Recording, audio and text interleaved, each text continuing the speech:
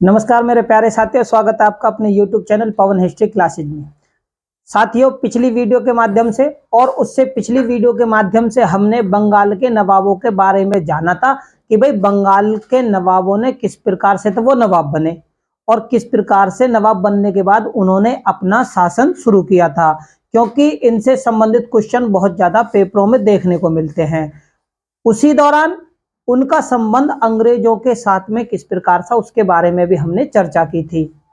तो मेरे प्यारे साथियों, अब जो हम जानेंगे बचे हुए जो हमारे उन वीडियो के माध्यम से बचे हुए बंगाल के नवाब थे उनके बारे में जानेंगे। मेरे प्यारे साथियों, चैनल नया है, इसे ज्यादा से ज्यादा लाइक शेयर और सब्सक्राइब करें। तो ये जो बंगाल के नवाबों से संबंधित है और अंग्रेजों, ये टॉपिक क्या है नवाबों से संबंधित, ये टॉपिक 3 है। ठीक है, तो क्या है बंगाल के नवाब और ब्रिटिश संबंध, यानी अंग्रेजों के उनसे कंपनी के साथ किस प्रकार से संबंध थे। अब होता क्या है, जब मीर जाफर अपने दामाद मीर कासिम के उपलक्ष्य में सिंहासन त्याग देता है, क्योंकि मीर जाफर क्या था, किलाइव का गीदड़ बोलते हैं उसे, ठीक है ना, किलाइव की कठपुतली।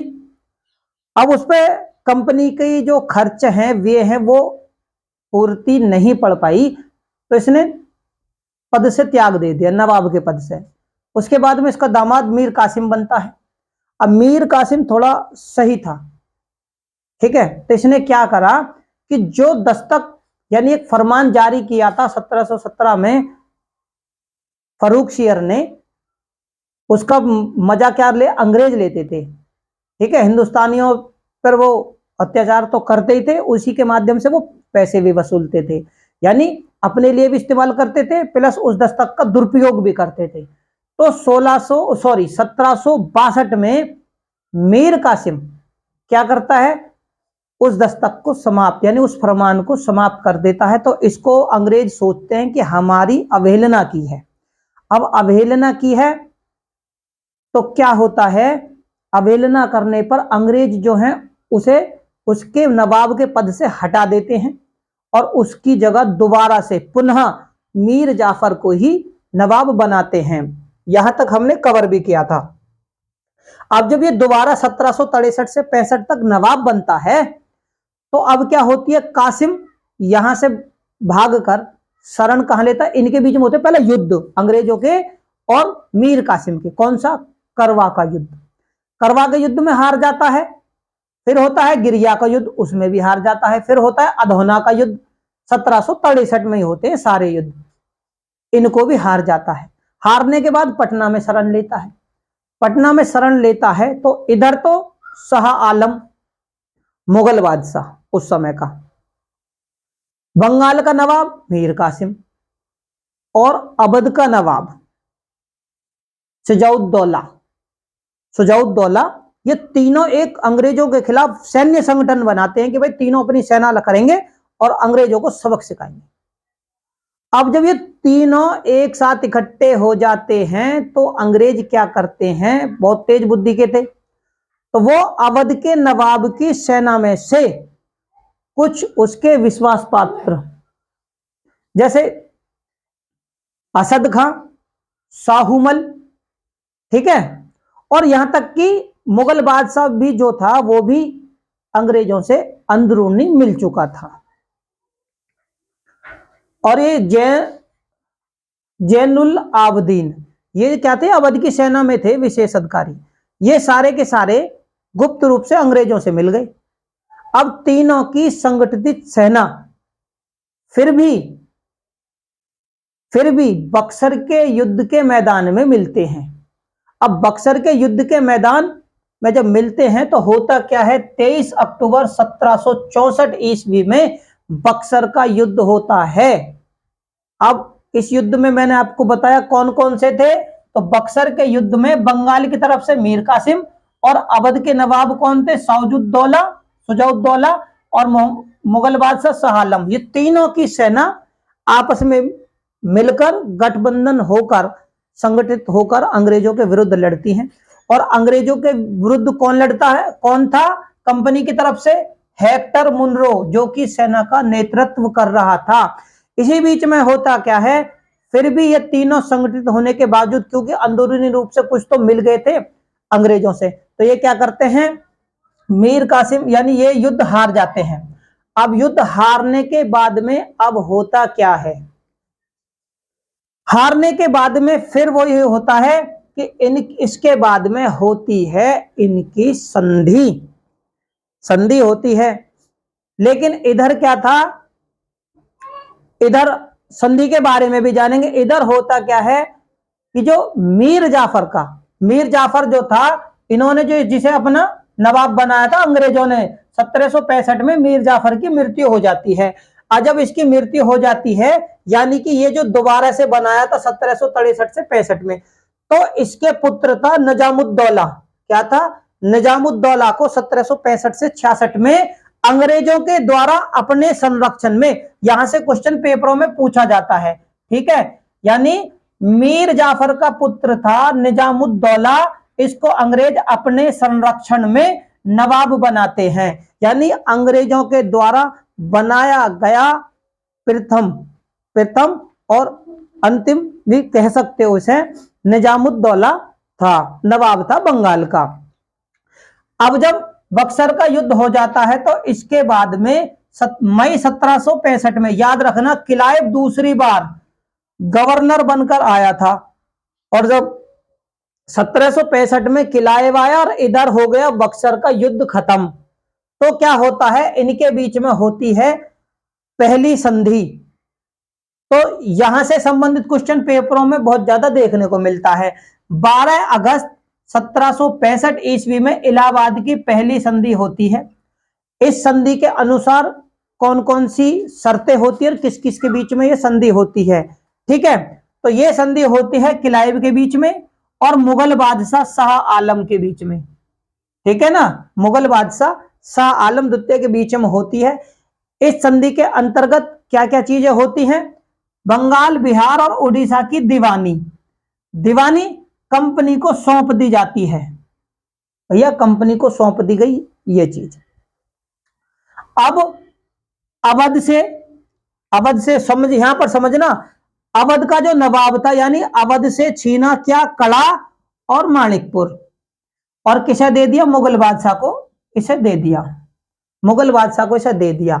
मुगल बादशाह से और क्या उम्मीदें करी गई इस संधि के अंतर्गत, तो मुगल बादशाह के द्वारा बंगाल के नवाब को नवाब की स्वीकृति दी गई, ठीक है, बादशाह के द्वारा नवाब को स्वीकृति दी जाए, और कंपनी ने 26 लाख रुपए दिए, किसको दिए, मुगल बादशाह को, किसके बदले में, दीवानी लेने के एवज में, ठीक है जी, दीवानी मिल गई। दीवानी का मतलब है राज और वित्तीय अधिकार जो अब थे, वो अब जो मुगल बादशाह पे थे, वो कंपनी के अधिकार में चले गए, यानी कंपनी को दे दिए गए।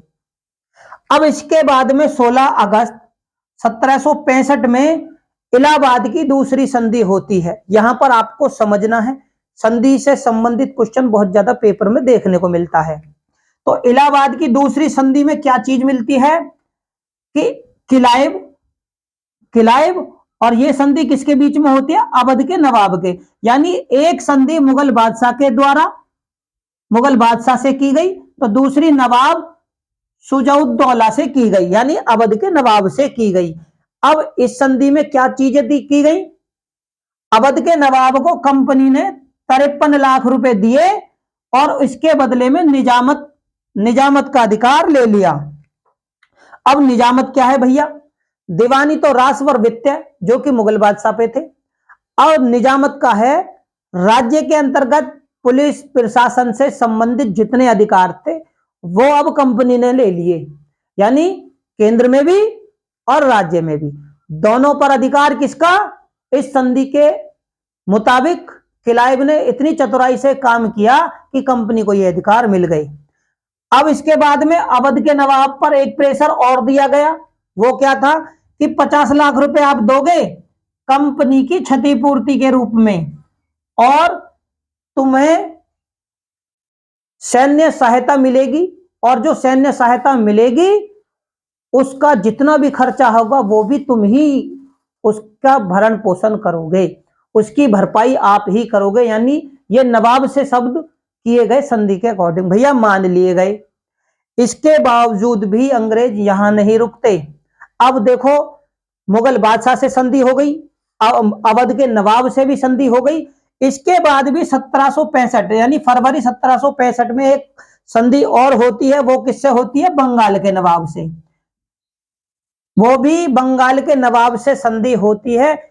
इसके अंतर्गत भी निजामत के अधिकार, बंगाल में जो निजामत के अधिकार थे वो भी कंपनी ले लेती है। क्यों? किससे लेती है? नजीबुद्दौला से। नजीबुद्दौला कौन था? ये मीर जाफर का पुत्र था और कंपनी के द्वारा संरक्षित एक नवाब था बंगाल का। अंग्रेजों ने इसे संरक्षण दिया था। अब इसी के बाद 1765 ईस्वी में क्या होता है? जब निजामत और दीवानी दोनों के अधिकार मिल गए तो कंपनी द्वारा शुरू होता है द्वैध शासन। द्वैध शासन शुरू होता है 1765 में और 1772 ईस्वी में ये चलता है। 1772 ईस्वी तक ये चलता है, जब गवर्नर कौन थे? Warren Hasting. वारेन हेस्टिंग उस समय तक गवर्नर थे। इस द्वैध शासक का जो जनक था वो लियो कार्टेस। द्वैध शासक का जनक कौन था? लियो कार्टेस। ठीक है। और बंगाल का उस समय गवर्नर कौन था? बंगाल का उस समय जो गवर्नर, ये क्या थे? लियो कार्टेस, जो बंगाल के गवर्नर भी थे उस समय। ठीक है। जब ये द्वैध शासन चालू था तो 1717 ईस्वी में बंगाल में भयंकर अकाल पड़ा था, जिसके लगभग 1,24,00,000 के आसपास अनुमानित व्यक्तियों की मृत्यु हो गई थी अकाल के कारण। फिर भी द्वैध शासन लागू किया और इसकी वसूली की गई। ठीक है। अब होता क्या है? ये सब घटनाएं कब की हैं? क्लाइव के समय में। क्लाइव जब 1765 में दोबारा भारत में आया था, बंगाल में गवर्नर बन के आया था, तो इसमें क्या था? मुंगेर और इलाहाबाद, ये दो ऐसी जगह हैं जब क्लाइव के समय में श्वेत विद्रोह हुआ था।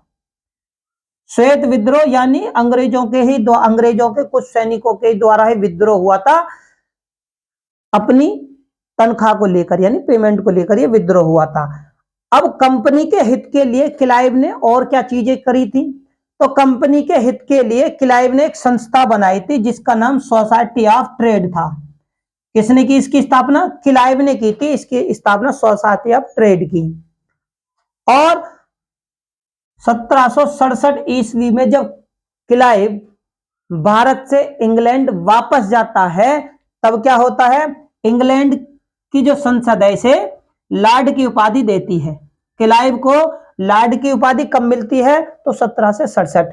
ये सारे वो महत्वपूर्ण पॉइंट हैं जो कि पेपरों में देखने को मिलते हैं। यहां से 1 से 2 से 3 क्वेश्चन हमेशा पेपरों में देखने को मिलते हैं। इसके बाद में कलकत्ता के जो उच्च न्यायालय के न्यायाधीश थे, ठीक है, उच्च न्यायालय के न्यायाधीश ने 1770 ईस्वी में क्या कहा था पता है? मुबारकुद्दौला के बारे में एक शब्द कहा था। क्या शब्द था वो? कि ये तो फैंटम है, यानी घास फूस का आदमी। ये शब्द किसके थे? कलकत्ता उच्च न्यायालय के न्यायाधीश के। तो ये भी मुझे महत्वपूर्ण लगा, तो मैंने आपको जानकारी दे दी। और ये बंगाल का अंतिम नवाब भी था। ठीक है। कौन था? मुबारकुद्दौला। तो मेरे प्यारे साथियों, उम्मीद करता हूं आपको नवाबों से संबंधित, यानी बंगाल के नवाबों से संबंधित महत्वपूर्ण जानकारियों के बारे में विस्तार से जानकारी मिली होगी, महत्वपूर्ण तथ्यों के बारे में विस्तार से जानकारी मिली होगी। मेरे प्यारे साथियों, चैनल मेरा नया है, इसे ज्यादा से ज्यादा लाइक, शेयर और सब्सक्राइब करें। डिस्क्रिप्शन बॉक्स में मैंने लिंक दिया हुआ है, वहां पर जाकर आप हमारी सारी वीडियो को देख सकते हैं। इनसे संबंधित क्वेश्चन किस प्रकार से पेपरों में पूछे जाते हैं वो हम अपने आने वाली वीडियो के माध्यम से आप लोगों को कराएंगे। धन्यवाद।